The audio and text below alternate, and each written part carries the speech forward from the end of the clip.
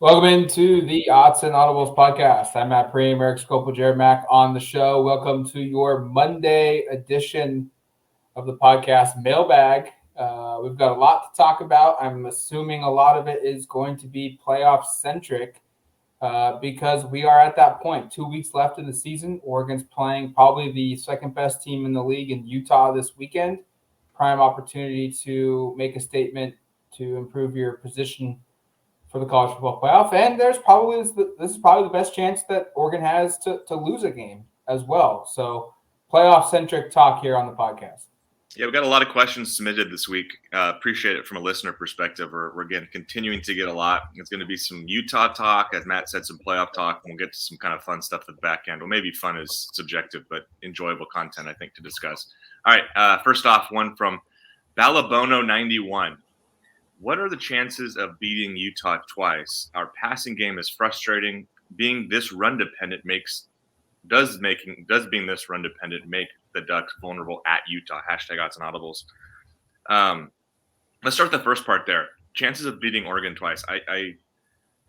What do we think? Matt has, I think, said a couple times that this game in Salt Lake is the most likely loss on the schedule. I would agree. Regardless of the outcome of this game, Oregon will play Utah more than likely. It'd be very, very basically Oregon would have to lose to Oregon State, and Oregon State would have to win this week. A bunch of weird stuff would have to happen for it not to be in the Pac-12 conference championship game. So there will probably be a repeat meeting, and that will be at a neutral site in Las Vegas.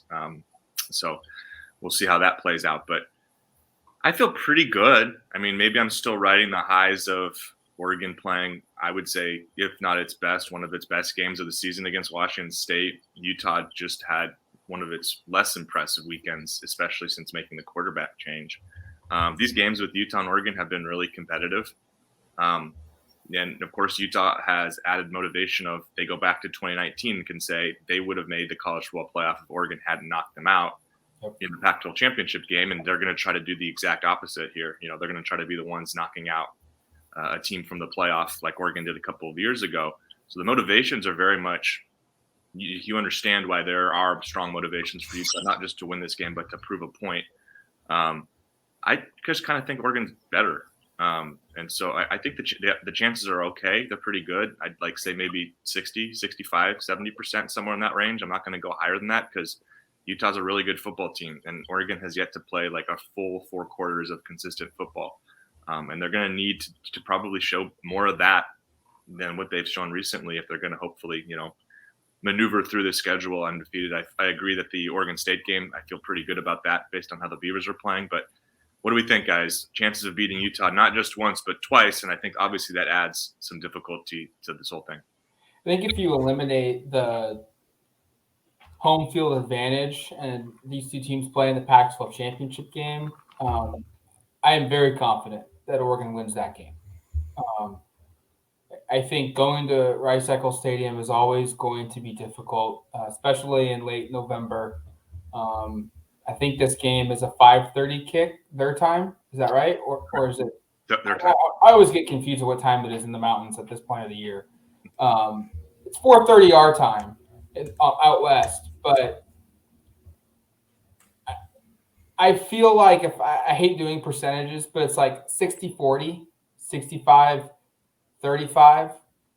My confidence in picking Oregon on Saturday to win this football game, like they play 10 times, they probably win 6.5 to 7 of those games. They're the more talented team by far on paper.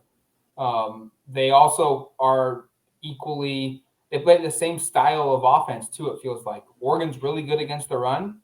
Oregon's a really good run team. Utah's really good against the run. Utah's a really good run team.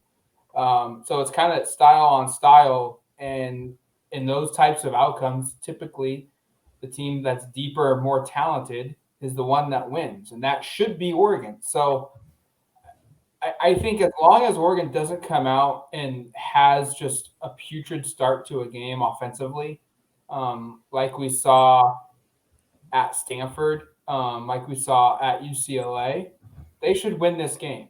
And my feeling is this team always seems to play really good in the biggest moments of the season. And this is probably the biggest moment to date outside of that Ohio State game. Yeah, it's a good point. This is definitely the biggest moment outside that Ohio State game. This is something that we've been talking about for a couple of weeks now in terms of what's the game where Oregon could potentially lose headed down the stretch. That's still the case. Like Erik said, I feel confident as well against Oregon's chances against Oregon State just because of the way the Beavers have been playing the last couple of weeks. But yeah, Utah is the second best team in the Pac-12. This is exactly what you want in terms of like an important playoff potential game. Every day it looks like it's headed towards this. They'll play them twice. In terms of answering the question of the chances of beating them twice, I think I'd go somewhere in like the 60 to 70% range. Basically, to all the points that Matt just laid out, like Oregon is the better team talent-wise. I think they're playing a little bit better football right now. Utah had an almost clunker against Arizona where that game was pretty close for most of the game. Granted, Oregon also had a pretty close game against Arizona this year. But I think that team, in terms of, or meaning Oregon's team that played Arizona, I don't think that's this team anymore. I think they're a much different overall unit, which is weird to say because that just a few weeks ago that happened. But yeah, they're playing at a very high level right now. I talked about this on the post-game podcast against Washington State, where this is like 3 of the last 4 weeks. Anthony Brown has had really good performances. I just take away the Washington game, but then again, like due to the conditions, no quarterback was going to have a good game out there. Utah's a really good team too. They always have a stout defense. Their rushing defense isn't great this year, which I think is a huge advantage for Oregon. Usually Utah's rush D is just one of the better in the conference and sometimes even in the country. And in 2019, I think they were giving up like 65 yards per game on the ground before they met Oregon in the Pac-12 championship game, which Oregon quadrupled. So, I mean, Oregon's had Utah's number last couple of years. I think they get it again come Saturday. Obviously, the away game and the end of a conference season is always difficult for the road team. But I think Oregon gets up for this game on Saturday. I really do. And they need to, obviously, to continue their test for the playoffs. And they need to, if they do win, they need to win at least convincingly. But I do like Oregon's chances. I do feel like they are kind of clicking right now. They're beginning to fire on most of their cylinders. We still haven't seen a full game yet since Ohio State, where they, from quarters 1 through 4, they were really good offensively and defensively. But I'm not sure if they necessarily need that to beat Utah. I think they could do like a 2.5, 3 quarters where kind of against Washington State and just be all right and get out of Utah with a win. By the way, that Arizona game was like 8 weeks ago, which is great. So weird. You said a few weeks ago, and I was like, wait, was it a few weeks ago? I was like, no, it was actually like pre-bye. It feels like yesterday, man. And then the other point I was going to make is that we were talking after the Washington State game, which also feels like a month ago, but was actually like a day and a half ago, real time. About like who's the second best opponent, third best, like where does Washington State stack up? Utah is quite clearly the second best team Oregon will have faced this season, and by a pretty wide margin, especially the way Fresno State has played the last couple weeks. I know they got to win this last week over New Mexico, but that was even maybe not. I mean, I shouldn't diminish. I think they won by quite a large margin, but New Mexico's not very good. So this is a tough opponent here. This is a step up from what Oregon has seen recently. The game with Washington State and Utah was actually pretty close. Both those teams were kind of figuring out their quarterback situation. Delora did not play for Washington State. I think that was Rising's first or second start as the quarterback. So that result kind of an interesting one to reflect upon because I do think those are two of the tougher teams in this league. All right. Real quick. We should note Utah is dealing with injuries. Their starting center suffered a serious injury against Arizona. Their nickelback who starts, he suffered a serious injury against Arizona. And then their cornerback, one of the star quarterbacks, has also suffered an injury. And then at running back, Tavion Thomas did not play against Arizona. These are storylines to note. Is Utah is coming in look, every team's banged up right now, but Utah is coming in with serious injury questions at key positions that could play big factors in who wins this game. Yeah, no, good points, and we'll follow up on that throughout the week. We'll have a Utah expert at some point this week. We took a break with Washington. We had a really good expert, Washington State. Now we'll bring back one of the Utah Ute Zone guys. Yeah, Steve Bartle is going to be on the show on Thursday. All right, I didn't want to say Steve's name in case it was another person. I love Steve. He's a great guy. We'll have a really good show later this week with him talking all Utah stuff, including some of the injury stuff. Next one from @Robbie_Parness. The Ducks clearly want to be in control and run the ball in the fourth quarter. How confident are you in their ability to use tempo and pass if they get behind? #Autzen Audibles.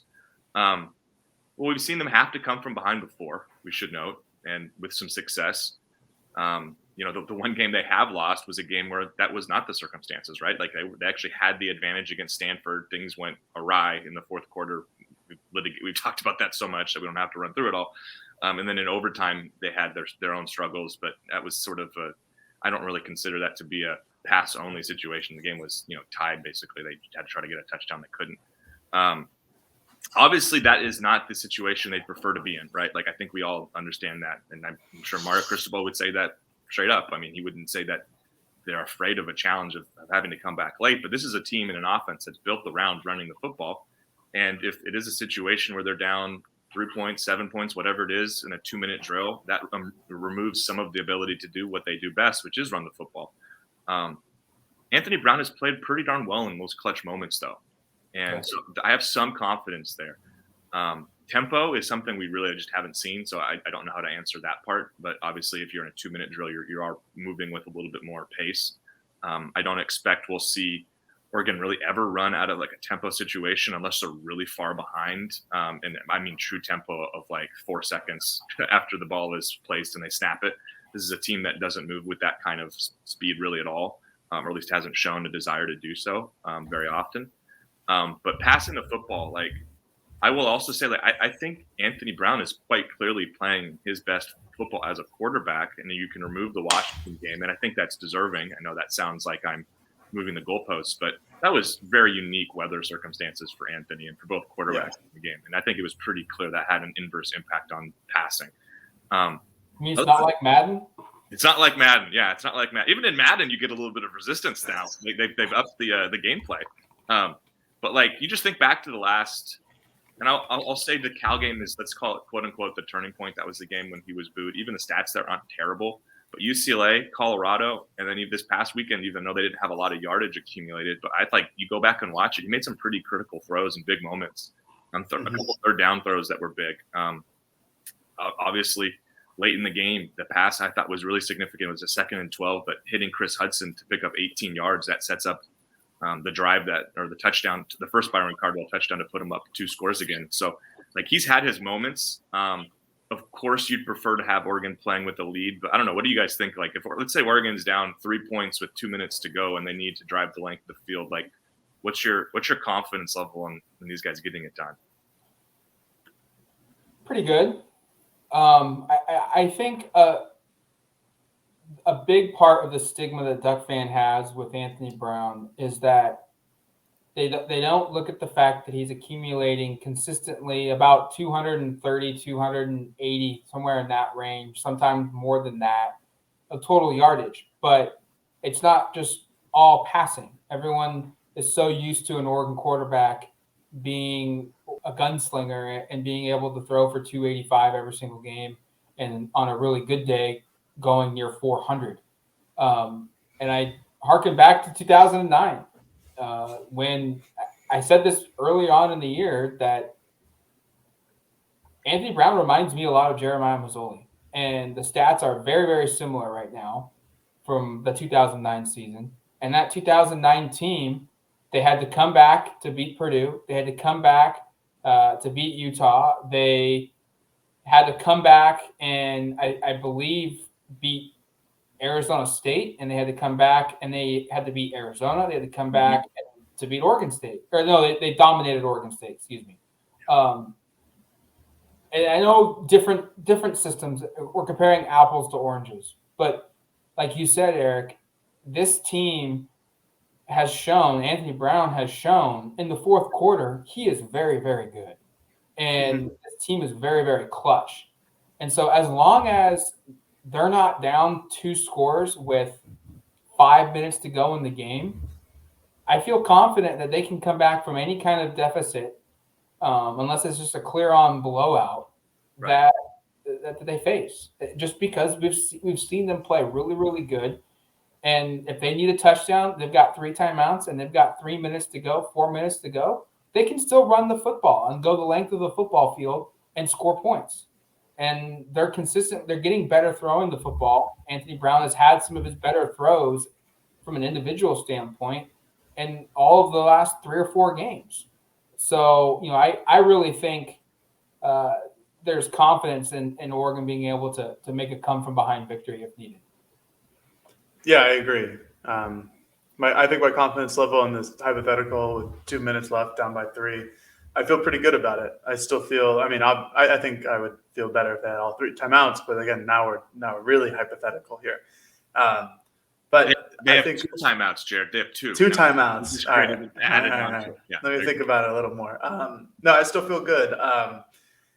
The thing with Oregon is they're always just going to run the ball, and that's all right because Travis Dye and then now Byron Cardwell and Anthony Brown too. I mean, they're like, I don't know, at some points during the season, all the 3 of those guys are like an automatic 5-yard gain, and you couple that with a couple 15-yard passes, and Oregon can suddenly move the ball really fast.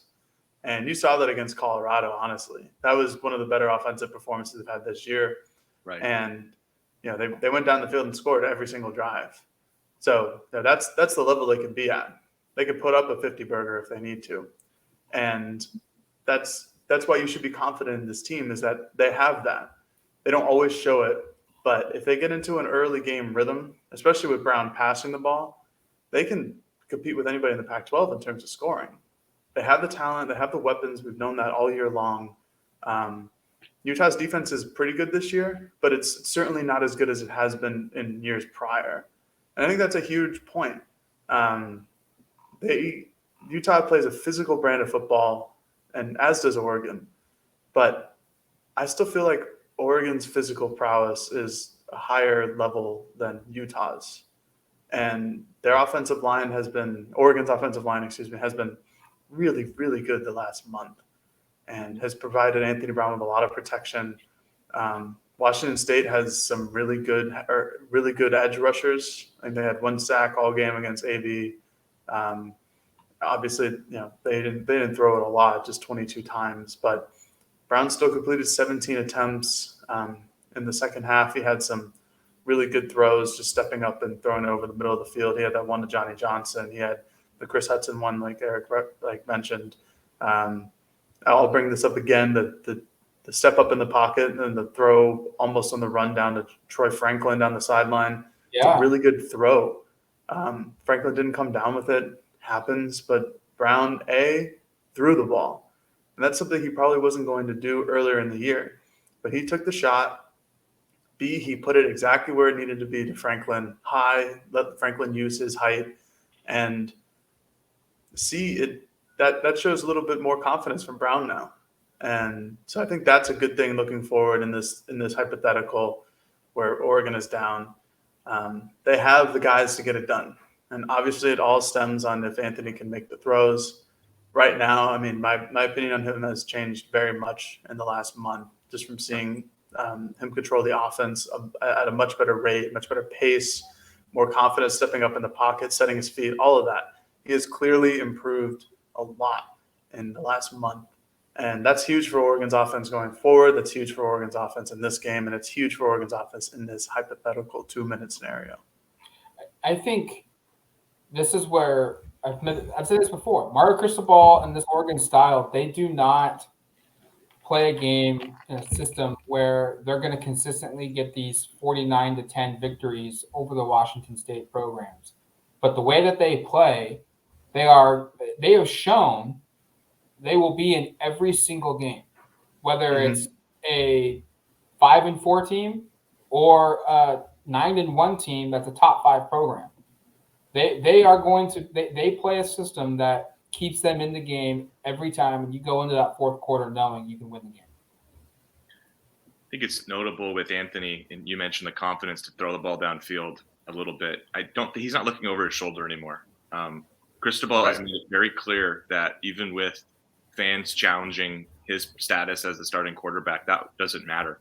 With boos taking place, with us on this podcast suggesting he shouldn't be the quarterback, with others saying the same sort of thing, Mario stuck with his guy. It's worked out, and I think you're seeing more confidence from Anthony Brown, just having that sort of that vote of confidence from his head coach. And again, we have been critical at times of Mario Cristobal's personnel decisions. This has been a really good year from him in terms of making decisions that weren't popular. Think about Camden Lewis. You think about some of the stuff on the offensive line that we were critical of and fans were critical of. Why isn't this high recruit playing? Why are they playing a walk-on over that guy? It seems like almost every single one of those has been it's worked. Yeah, every single one of those that fans, if they want to be honest and reflecting upon it, kind of have some egg on their face. Trust the coach. We on this podcast trust the coach. He's I think made a really good name for himself this year in terms of making those decisions, and that was something we have been critical with in the past. All right, third one from Hodges_Ryan. Would it be enough for Oregon to simply win the next possible 3 games, or do they need to win by a certain margin, style points, to ensure their spot in the playoffs? I'll just answer that with a question of who are you afraid of actually jumping Oregon to the point where they're number 5? I understand the concern with Ohio State. I think that's legitimate. I actually think if both Oregon and Ohio State win out, there's probably pretty good odds the Buckeyes do jump Oregon. My thing is now with Oklahoma losing, I think that's a huge advantage for Oregon. With Oklahoma now out of the picture, with an undefeated Big 12 team, that was going to get sort of dicey towards the back end. I don't see Cincinnati jumping Oregon. I don't see Notre Dame jumping Oregon. I don't see some other hypothetical Big 12 team, whether it be Oklahoma State or Baylor has 2 losses, so it can't be them. I don't see any teams behind jumping them, really. So I think it is, at this point, as simple as you win out and you're in.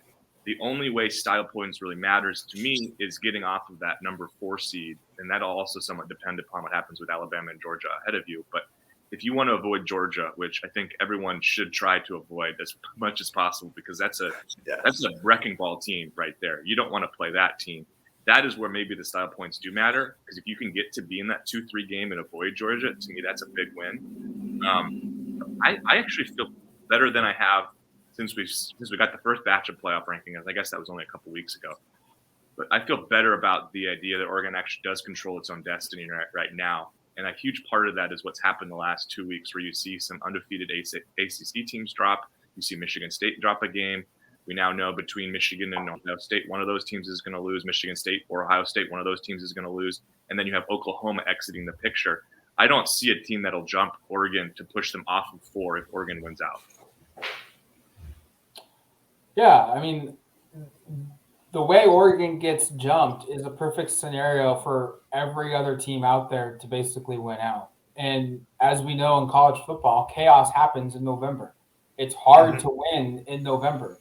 And so you're asking for Oregon to get leaped. You're asking for a perfect scenario across like 5 or 6 different teams to play out, which just doesn't happen.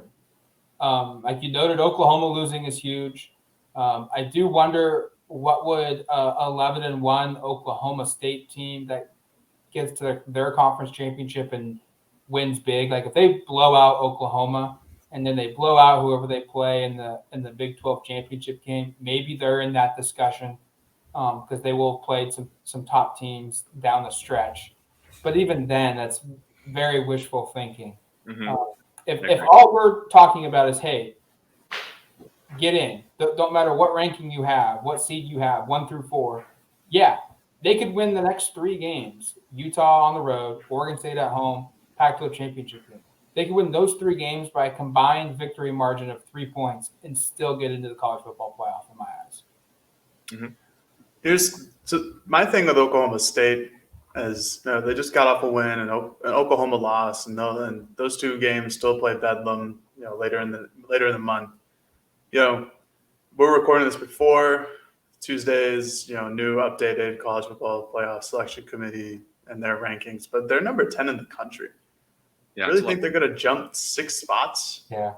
And that's jumping. Obviously, Oklahoma's going to fall, and Oklahoma State will move up. But they still have to jump Notre Dame, Michigan State, Ohio State, Cincinnati.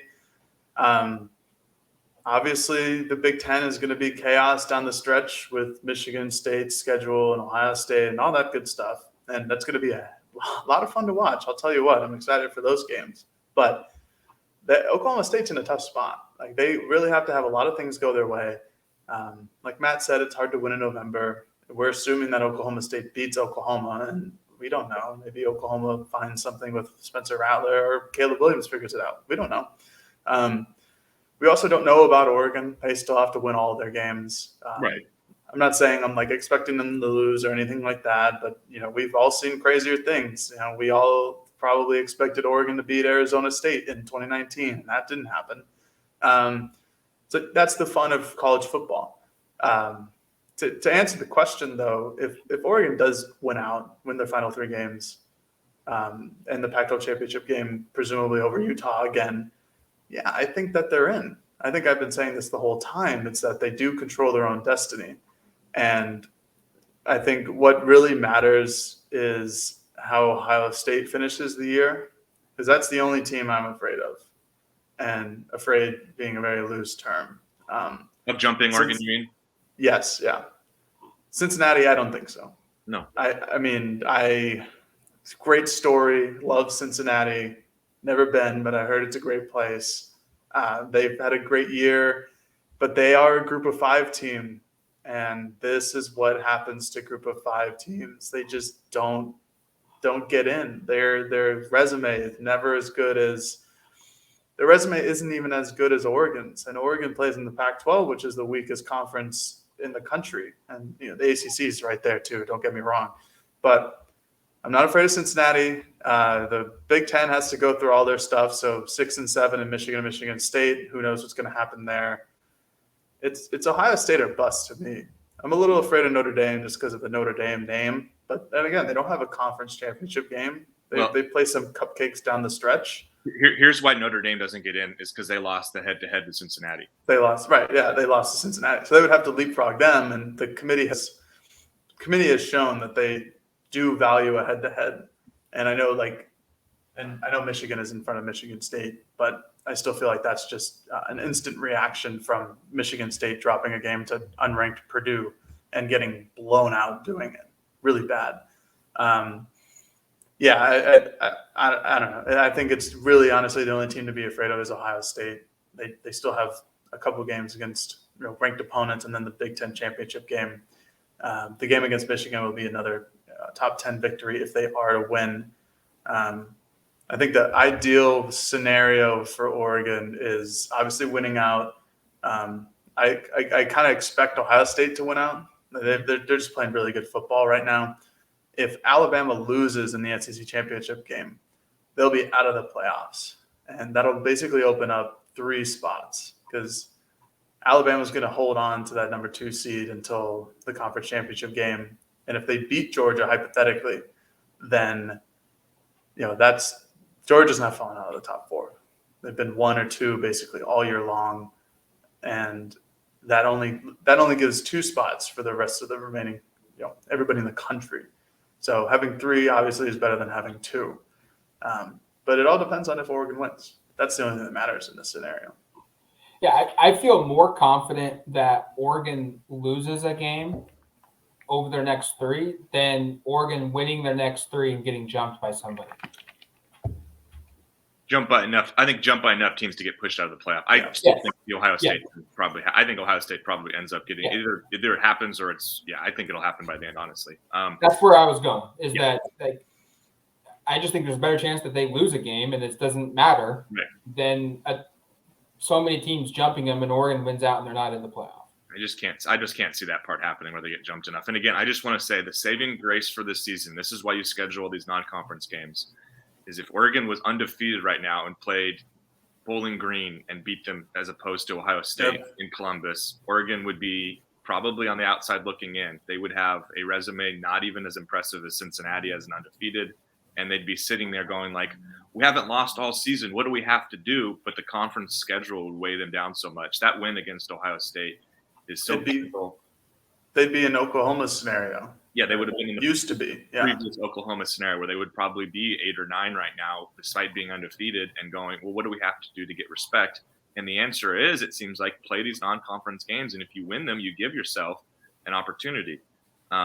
Because again, I just don't, this team would be in a really different spot even if they're undefeated right now but didn't have that victory. That victory is carrying their resume, which is also why I feel like that win is kind of their trump card against a lot of these other teams trying to come up, because you go, well, Oregon has a win that's just a lot better than anything you guys have. All right, let's get the show on the road. Sorry, yeah. One more quick thought. If Oregon had lost the game to Ohio State, that's like one of the better losses in the country. That's how Ohio State is looking at it too. They lost to number 3 Oregon. Right. So yeah, they're 8-1, but they're ahead of Cincinnati because their one loss is to number 3 Oregon. And if Oregon were to lose and went out the rest of the way, they'd be 8-1 with a loss to number 3 or number 4 Ohio State. So it's a good look on their resume no matter what. Oregon probably still has the best win in the country. Mm-hmm. Yeah. Number 4 from @DuckYODuck. What are the chances Travis Dye jumps to the NFL? And what about CJ Verdell staying? #Autzen Audibles. Kind of an interesting question. I'm going to throw it to Matt because he had some information in his weekly column, The War Room, a couple of days ago. But just kind of, I wanted to frame it this way. It's kind of funny because going into the season, we thought the inverse was most likely of, hey, maybe Travis Dye comes back for another season and finally he gets his shot with the show. And CJ Verdell, man, he's been around forever. He's taken so many carries. Why would he come back? The fact that this is even the way the question is asked right now is sort of, it's kind of funny just considering where things are at. I'll let you take it away, Matt. Yeah, I mean, there's definitely no one knows what CJ Verdell is doing right now. And there is a belief that he could maybe come back, right? He's at least entertaining the idea of coming back next season. Personally, that not just my own opinion of what he should do, that would be against what I would advise. I would say go. But nonetheless, there's a possibility, for right now at least, that he could be back in uniform next season. As for Travis Dye, I think it's a valid question. Mel Kiper of ESPN, he recently released his position big boards, top 10 for each position group ahead of the NFL draft, and had Travis Dye ahead of CJ Verdell in the top 10. Both guys were on the top 10. Verdell was 10th and Dye was 8th. I think I've said that either on here or just us three privately. Like, I think Dye could make the NFL in some capacity, whether it's being drafted or undrafted free agent, makes the team as kind of that third down, passing running back and guy that does special team stuff. It's crazy, like you said, Erik. Like, he doesn't really have one trait from like a speed, physical standpoint where he's just elite. Maybe his vision or his cutback ability. His footwork is really good, I think. Yeah. Mm-hmm. But he's not your typical guy where you're like, oh wow, he's 6 foot, 215 pounds, and if he gets in the open field, he's gone, type deal. But I think he has a case to maybe at least explore this. He should explore this, because look what he's doing: 14 total touchdowns in this season. I think 11 of those have come on the ground. He's had career high performances in rushing multiple times, most recently against UW when everyone and their mother knew every play he was getting the ball and UW still could not stop him. I've been more than impressed and think, yeah, he probably should explore those options because he's probably got a chance to latch on to a team. Anything to share, Jared? I don't know. If I were Travis Dye, I probably wouldn't go to the NFL. He's a very interesting player. I'm sure he gets a lot of buzz just because of his talent and his skill set. But his physical intangibles, we've been talking about this for years now. He doesn't look the part of a running back, but damn, is he good. So he's going to get a lot of buzz, and I think deservedly so. He still has an extra year of eligibility. If he comes back, he's easily the running back number 1 for Oregon next year. Cardwell has solidified himself pretty much as like the returning number 2. And then you still have Trey Benson, Sean Dollars, and Seven McGee, and Sean Dollars will be healthy. But yeah, it's an interesting idea. I think it would make sense for him to come back and use his last year. But then again, I don't know what else he's going to improve on. Unless he's just looking for straight stats and moving up on Oregon's all-time leaderboard. Wouldn't be too many reasons to come back. Yeah, I don't like, unless it's purely leaving a legacy at Oregon, which may be something that does matter. You think about the guys and the way they've been in this program for so long. I also would say, like, he's not physically that impressive. Is that going to be a huge shift with another year back? Because I think the rest of it is there. I mean, in terms of he's an incredibly active and reliable pass catcher. He's great with the ball in his hands. I think his footwork is fantastic. I would imagine he can translate these skill sets pretty naturally to the NFL as a third down running back. I mean, the NFL right now, he's not going to be a primary number 1 running back. Most likely. I don't want to totally discount it. Maybe things shift for him, but with his size and the way the NFL works, he feels like that perfect complementary guy that comes out and runs routes on third down for you and plays, 15, 25 snaps per game, gets 4 or 5 catches, turns those catches into the most he can, and maybe he returns kicks or punts for you. Like, that feels like sort of what Dye can be. And I don't know if coming back to Oregon necessarily improves much of that, because I think he's already had so much time in college. So I think it'll be an interesting one to follow. Both those guys will be interesting to follow.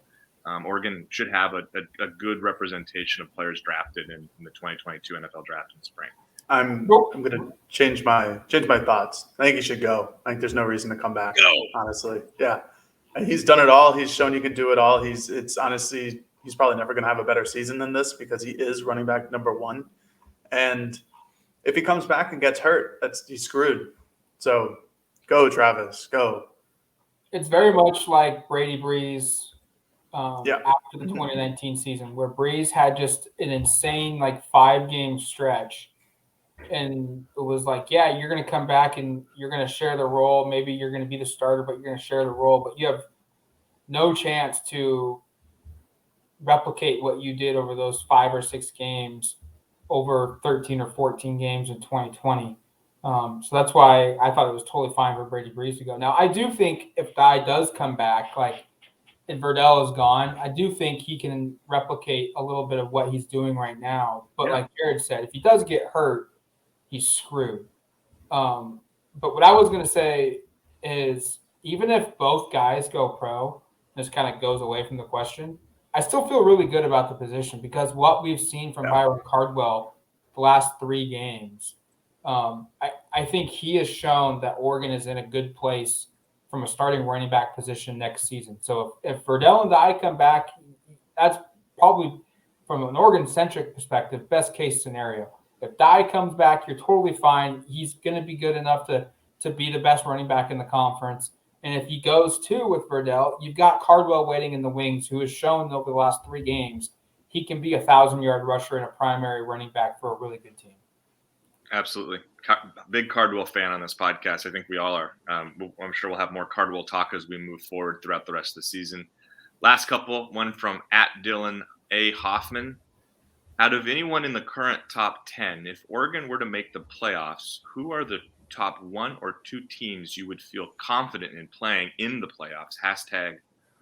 I almost pronounced it really wrong. Autzen Audibles. Sorry, I'm still tired from that. Was a late night on Saturday, and I covered a basketball game Sunday, making excuses, and I'll stop. No, I think this is an interesting one. The easy answer is, hey, they've already beaten Ohio State once, so there's a team that they know they can beat. I would also say that's not anywhere near the easiest team in the top 10 to beat, which again speaks to why you have confidence in Oregon maybe making somewhat of a run here, is because Ohio State's better than a lot of these teams after the top 4. I think Notre Dame's a team I wouldn't hate to see Oregon play. I think Oregon is just better, and their style of play would be a difficult matchup for Notre Dame. I think, I wouldn't mind just seeing Oklahoma State. I'm still not totally sold on them. I know they had a pretty dominant win over the weekend here that sort of shored up some concerns after they've kind of been up and down recently, losing some games, or losing a game, I should say. But maybe give me another one of those Big Ten teams. Give me Michigan State or Michigan. Oregon has already proven it can beat Ohio State, which is the best of that bunch. I think Ohio State's going to prove that its next couple of weeks. Obviously, those teams won't be in the playoffs. Thing is, we talk about top 10 as kind of being the scope to choose from here. I think that's maybe sort of misleading because a lot of the teams I just ran through have a very slim chance of actually making the playoff and facing Oregon. The teams you really have to worry about right now are Georgia, Alabama, Ohio State, and then probably Cincinnati are the teams to really be kind of aware of. And I would say out of those schools, pretty easily, Cincinnati is the team I would like to see Oregon face from a most winnable game perspective. Again, Ohio State, the team Oregon's beaten, that's a very talented team. Ohio State is a team that looks like they're improving. Oregon looks like it's improving too. I actually be curious to see what these teams look like on a neutral field in 5 or 6 weeks to see what kind of the development over the course of the season would be. That would be kind of fun. In my head, I'm kind of like, wouldn't it be kind of fun if it was, Oregon versus Ohio State in one of the semifinals and then an Alabama-Georgia rematch in the other semifinal? I mean, that could be kind of a fun way for this to play out. Cincinnati fans wouldn't love that. But, that was kind of a long-winded way of saying probably Cincinnati of the teams that are likely to be in there. I don't think you want to play one of the SEC schools just because I think they're going to be really improved by the time you play them in what would be sometime in early January. I would love to play Cincinnati, would love to play Michigan State, would love to play Notre Dame, would love to play Oklahoma State. I think any of those teams, if Oregon gets into the college football playoff with, I think every single one of them but Ohio State, Oregon's probably favored. Maybe Cincinnati is a 2 or a 3 point favorite from a Vegas perspective, but I think all of them are very beatable. I think Alabama, if they play up to their potential, is very, very scary, would be a very tough matchup. But to Alabama standards, they're as beatable as they've been in a long time. Georgia is the one team where I think you play Georgia 10 times, you might win one. And that's the beauty of a playoff, though, is that it just takes one win. You don't have to beat them 4 times like in baseball or in basketball to advance to the next round. So for me, it's basically anybody but the top 2 teams I would love to play, but ideally I would love a matchup if I'm Oregon against Cincinnati, Michigan, or Michigan State. I think this is a really easy answer. Give me anyone in the top 10 except Georgia and Bama.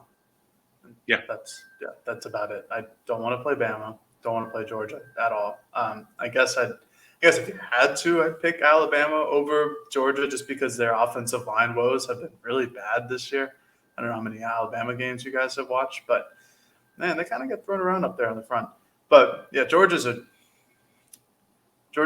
would not be fun to go against, especially with this offense. We just hype them up a lot. Georgia shuts down anybody, and they have absolute freaks on the defensive line, freaks in the secondary. I say freaks in just the most endearing way because, man, these players are good. So don't give me Georgia. But, obviously Oregon has beat Ohio State, and Ohio State's a much different team now than they were then, but as is Oregon. So, again, like to Erik's sentiment, I would love to see what it would look like in a couple of weeks in January. Excuse me, not in a couple of weeks. I got to stop doing that. In January, when, if they were to hypothetically meet in the Orange Bowl or whatever it is, Michigan State, feed them to me. That's fine. Especially Michigan. I think Michigan is going to be fraudulent towards the end of the year. They use the F word, fraud. Cincinnati, don't buy into the hype there. They're a very solid football team, but man, they've struggled the last couple of weeks against Tulsa and Navy, and those aren't teams you really want to struggle against. Although I do think Tulsa's not bad.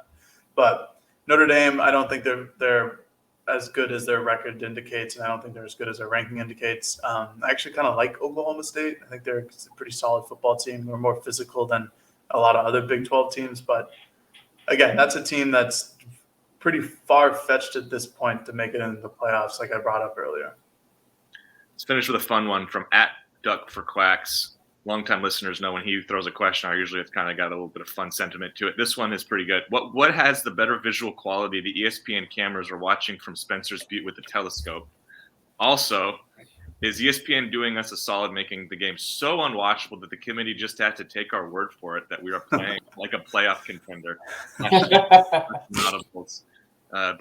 Bringing the fire to end the show from Duck for Quacks. We got a lot of questions about cameras and officiating, so I just chose the most funly worded one, which was this one by a pretty wide margin. Not to slight the other questions, but this was just pretty good. Having now rewatched the game, pretty bullshit. What's that? Pretty bullshit. Yeah. Well, I was just going to say, I wasn't going to say those words, but I would co-sign that sentiment as well, Matt. But having rewatched it, like at the stadium, I didn't realize how bad the camera looked. It's pretty embarrassing. So bad.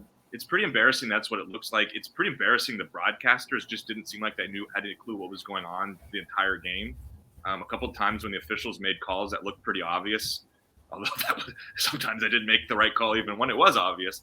But it seemed like the announcers were just like stunned by what had taken place. So like ESPN brought its worst broadcasters, didn't bring enough cameras. John Canzano of the Oregon had a great story that I recommend you taking a look at in terms of the kind of the scopes and the specs of what usually happens with the broadcast, how many cameras they use, what's going on from a spotter perspective, what's going on from I think what was the other one, a stage manager, some sort of manager wasn't present, all these kind of things that were, they basically phoned it in here. This is the equivalent of showing up to your college midterm exam, did kind of a brief run through right before, didn't bring a pencil, have to ask your neighbor for one. If you didn't bring your calculator, you're having to do mental math. I mean, it was just kind of like they were not prepared for this. And it shows in the part that is frustrating here.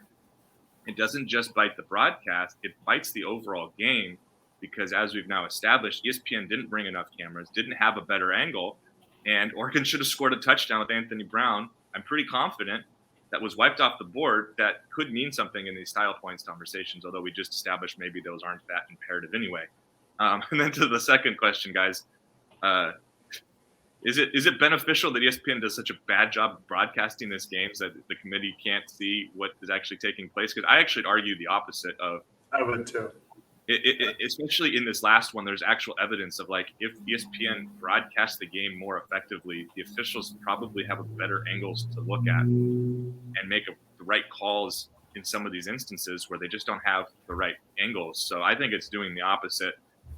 Funny question. I think what everybody right now is reacting to is just you've got to be frustrated that you've got a team like Oregon that's trying to make a college football playoff run, and they're getting treated like they're like a JV caliber program that is just getting the minimum effort from ESPN when ESPN is supposed to be an unbiased,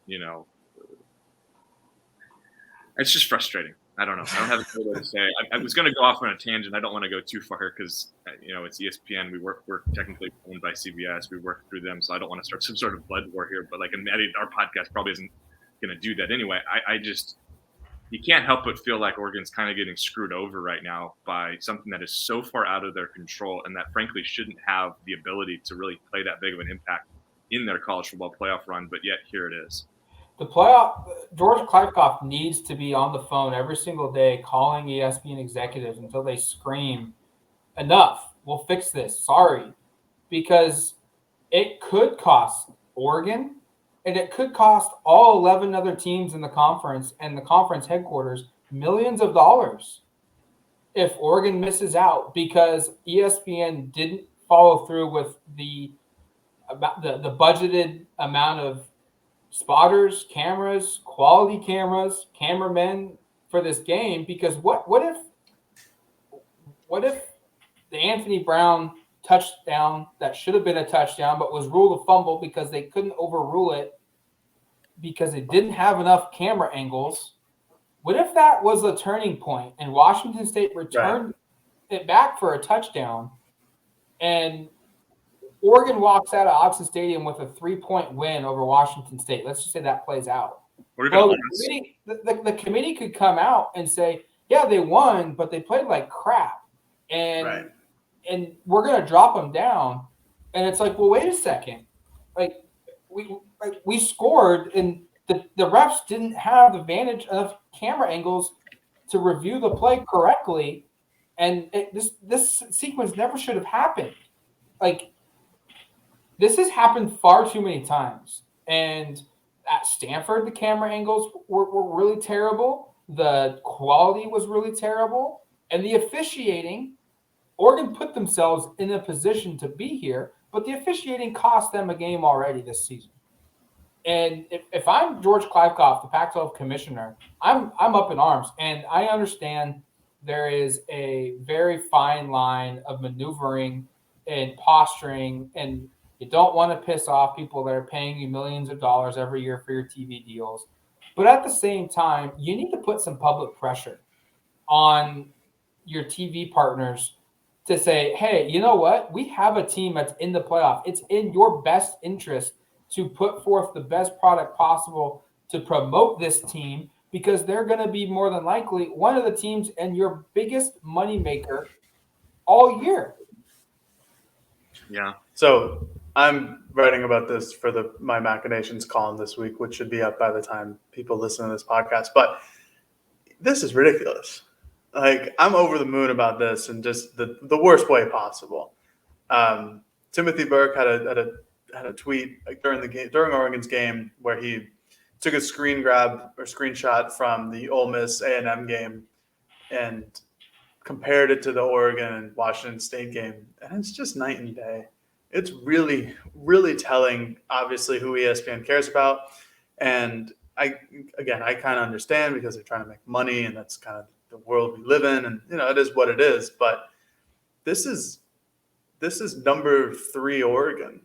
This is a playoff team if the season ended tomorrow. This is the best team on the West Coast. So not only is the camera angle tomfoolery and all that, and the B-roll truck or the B truck in general, but also they're putting Oregon against Washington State at 7:30 p.m. Pacific Standard Time. They didn't kick off until 7:40 on ESPN News, mind you, which is 10:40 on the Eastern Seaboard. I can tell you that nobody was up watching Oregon at 10:40 p.m. And if people, hypothetically my age aren't watching it because we're still young enough to stay up late, I guarantee you the College Football Playoff Selection Committee wasn't watching it. And if they watched the first half, which ran another hour and a half during the game, so then it's already midnight on the Eastern Seaboard, then they saw Oregon perform pretty bad. They went to bed knowing that it was a 14-14 game. And the second half, Oregon really dominated Washington State. And I guarantee you a bunch of people just didn't actually watch it because they were asleep. It was 2:00 on the Eastern Seaboard by the time the game ended. So this is another ESPN issue. And honestly, overall, it's a Pac-12 issue because no one in the Pac-12 is good enough. But this is the best team on the West Coast that it has been for the last couple of years. They're in a playoff potential again. And they're sitting here at 10:30, where most of America lives on the East Coast. So nobody can actually watch them. It's ridiculous. It's a whole. Honestly, it stinks from the head, and that's the Pac-12, and it's not. I just blame Larry Scott. That's just there you go. That's one thought after I had. My tangent. Yeah. Before we wrap, I just wanted to make one point of that you mentioned, just kind of the lack of visibility nationally. It comes across on listening to podcasts from a national perspective covering Oregon. I'm not going to throw out the podcasts I've listened to. There's just a blatant disregard for Oregon as being a viable playoff candidate. Most seem to just think Oregon's definitely going to lose, so they're not going to matter. There's a couple that don't seem to I've listened to. And again, maybe I'm spending too much time listening to the wrong podcast. So if you've got a great podcast, I do listen to Josh Pate's Late Kick. I think he does a good job. He's a 247 man. So of course, I'm probably going to give him a little bit of buzz. But in general, if you have other national podcasts that are giving Oregon respect, send them my way, because everyone I listen to, they don't seem to know any of the players on the team. And there just seems to be a sense that Oregon's just going to lose because they're not very good and they haven't been playing very well this season. I mean, how long did we listen into after the Washington game when we were driving back from Seattle? We listened to like 40 minutes, and again, I'm not going to name the podcast. And they mentioned Oregon once to basically be like, yeah, they'll probably lose. And that was the only mention of the number 3 team in the country, recapping a very impressive 10-point win, in Seattle. The issue is that most of the national people, live on the East Coast, just like most people in the country. And they've only seen 2 Oregon games. They saw Oregon beat Ohio State at noon Eastern Standard Time. and they saw Oregon lose to Stanford at 4 p.m. Eastern Standard Time. The Oregon UCLA game was also UCLA game was also a 12:30 kick. And that was the A team on ABC. Right. But so I'm pretty sure that game also involved a big SEC matchup at the exact same time. I'm pretty sure. Right. So it's just the national buzz isn't there because the Pac-12 and doesn't put them in a position to get there. Well, And, that's just how it happens to be. It's like a lot like what I told Eric, I think, right before the game started against Washington State, is the 7:30 kickoff should be slotted for the league's like number 2 or number 3 team in the conference. And to exactly what Jared is saying, your number 1 team in the conference, your playoff caliber team, your team that's projected to make the college football playoff should not be kicking off at 7:30. Like, I understand TV networks want to put a product on the TV late at night, and so they can say all week or all day on Saturday, their halftime shows, their pregame shows, their postgame show before the next game, that hey, and remember, we still got this team coming up. They're going to be playing, but that works when you can say, hey, we've still got top 25 Utah on the road against an Arizona team who's trying to pull off the upset. Like, that fits that time slot at 7:30 at night. I'm not trying to argue Arizona needs to be on ESPN every single night, but this Oregon, when you're a top 5 team, you should be playing what we've seen a couple times this year. I'm quite surprised how often we've seen Oregon play at 12:30 or 4:30, and we're getting a 4:30 kick this weekend, and there's a good chance next weekend's Oregon State game is either 12:30 or 5 o'clock. And those are the times when you should be playing. If you're a top 5 team, you should not be playing at 10:30 East Coast time. Agreed. It's going to do it for us here on the Autzen Audibles podcast. Thank you for listening to the show. Thank you for submitting your questions, as always. Until Tuesday's show, when we've got a recap from Mario Cristobal, Joe Moorhead, and Tim DeRuiter. We'll talk to you then. Until then, you've been listening to the Autzen Audibles podcast. Talk to you later, folks. Peace.